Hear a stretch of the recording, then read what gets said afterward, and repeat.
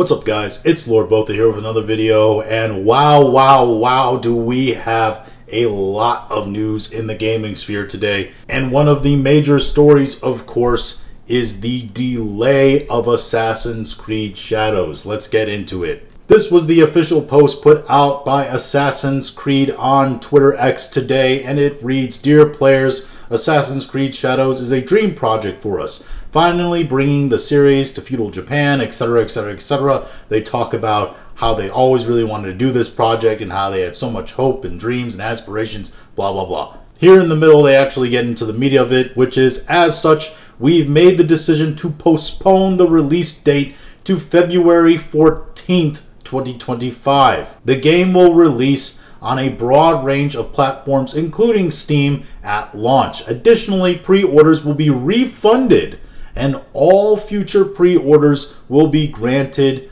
the first expansion for free. So there you have it, straight from the horse's mouth, and all I can say is, holy fucking shit. I knew things were bad, but I didn't think they were this bad. This is Ubisoft admitting that they need this game to work. Even more so than we already thought they were admitting that they need this game to work. I even had my video out the other day, which was talking about the postponed press releases and not going to the Japanese game show and all that. There were rumors in that article that I covered that said they thought the game might be delayed. I kind of disregarded those. I thought that seems like a bridge too far. They've spent a lot of money on this marketing. They seem like they've set a hard release date and they're keeping to it. They kind of, for a financial boost, need this game to come out when they said it was going to come out. But it turns out I was loud wrong on that. And of course, there are going to be a section of the audience that will say, hey, good for you, Assassin's Creed and Ubisoft. We'd rather you delay the game and make sure you get it right, make it bake a little bit more,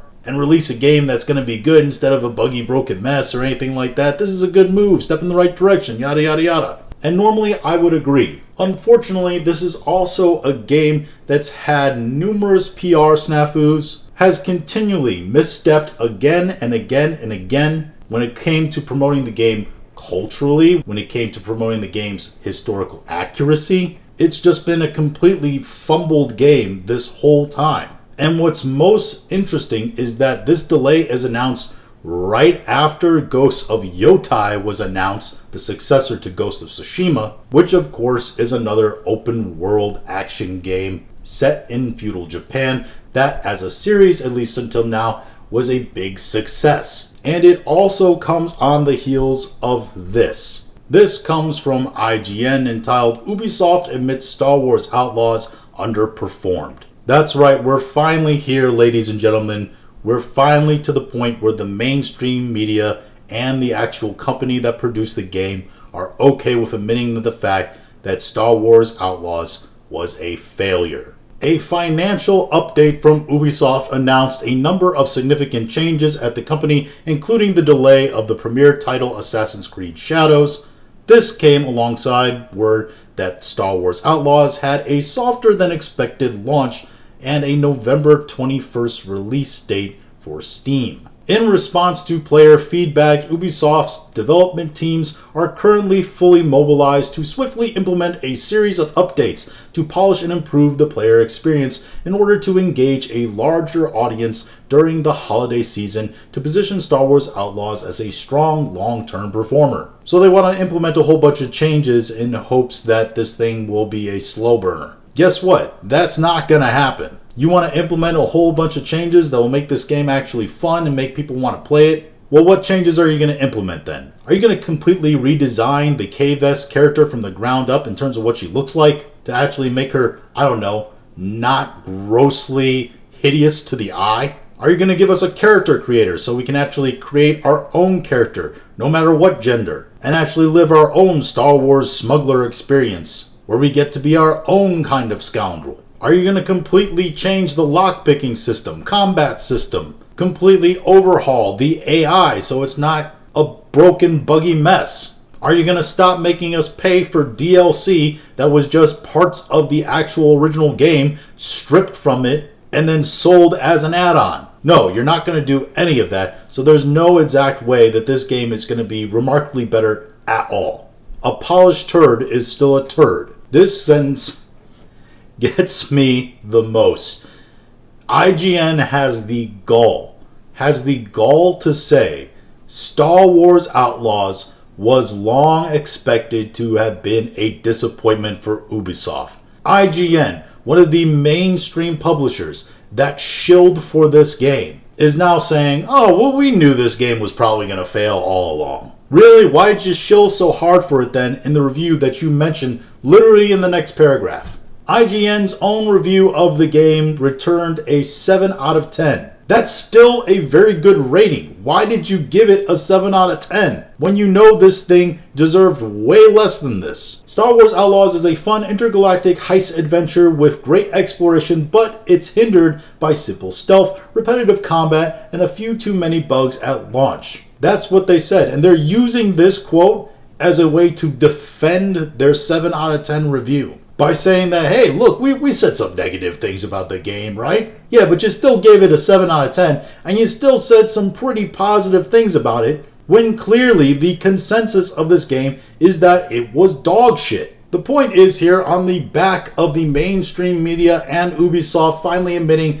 that their other huge major title for Ubisoft was a failure this year, their other major title that they were supposed to release in quick succession has now been delayed. And more than that, they've delayed it until February 14th. And we're not going to mention the fact that now releasing in February, it's going to be competing with Monster Hunter Wilds, which is also going to be a big release during that time. So even when they delay their game to try to avoid an L, they take an L. Not to mention the fact delaying to 2025 means that you're putting it closer to the release of Ghosts of Yotai rather than further back. I don't really get the sense that makes either. And we also are going to glaze over the fact that February is Black History Month in the United States and you have a black protagonist in feudal Japan. I'm sure that has nothing to do with the specific choice of February as the release month. I'm sure they will not use Black History Month as a way to promote Yasuke in this game at all. We now know more than ever that Ubisoft is in dire financial straits.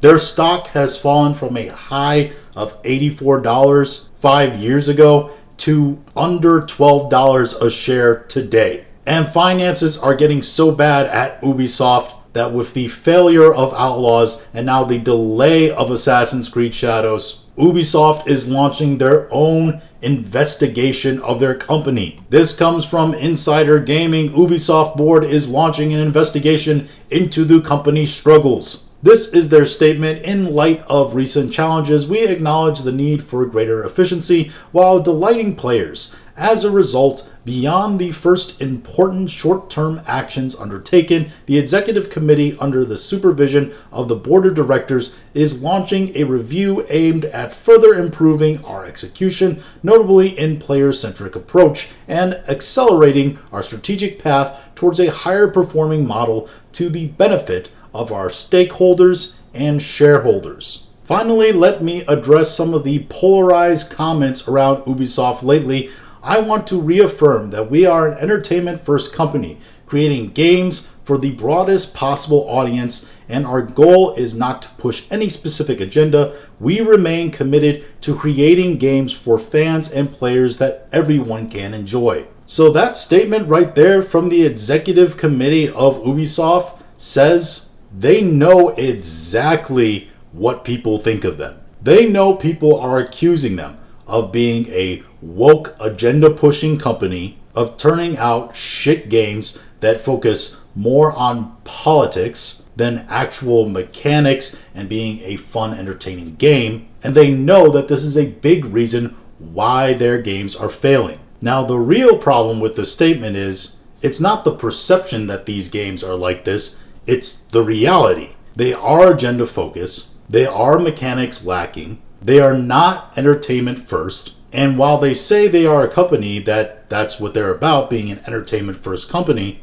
their investigation, if it's not just lip service, is going to find that their developers are not aligned with what they just said. And if they are actually all about the statement that they just put out, a lot of those developers are going to get the axe. However, the executive committee and Ubisoft at the top level aren't absolved from the blame here. They undoubtedly took ESG money with the idea of using their platform as a gaming company to push this agenda. Now, maybe they thought they'd do it more subtly, or they at least have good functioning games that could actually do it. Because gamers, they probably would accept wokeness a little bit more in their video games if they weren't complete broken, buggy messes that weren't also trying to squeeze every penny out of them with stripped content DLCs and microtransactions. But they don't even have that. And they're trying to push politics and subversive social culture. But the board and all the rest of the guys on top at Ubisoft, they took that ESG money just fine. And they knew what it would probably come along with. But now that they're failing, now that they're realizing that this is actually having a negative economic impact on them, well, suddenly the game's all different. Suddenly they want to change everything. There's got to be investigations. We got to get to the bottom of this. I'm shocked that there's gambling going on here. Any way you slice it though, whether you want to delay Assassin's Creed Shadows or not, whether you try to do whatever you can to salvage some kind of profitability out of Star Wars Outlaws, whether you want to launch a deep dive investigation into politics or failure to perform by the developers or whatever, Ubisoft is a failed company. This is a company that's on life support right now, and after Assassin's Creed Shadows launches, and it is going to be a failure, it still had some chance, by the way, I thought, to be slightly successful, a moderate to small success. But now with the delay, it makes it seem like it's just going to be dead in the water. There's no chance for it to be a success now. But when that game comes out, I think it will be the final nail in the coffin for Ubisoft. I think within a year then you might see the company be dissolved or completely restructured in a different way, assets sold off, etc. Something major is going to happen at that company, that's for sure. But those are just my thoughts on all this. If you have your own thoughts, go ahead and leave them in the comments. If you like this video, go ahead and like, share, and subscribe. If you didn't like this video, I appreciate you watching all of it, and we'll talk to you again later.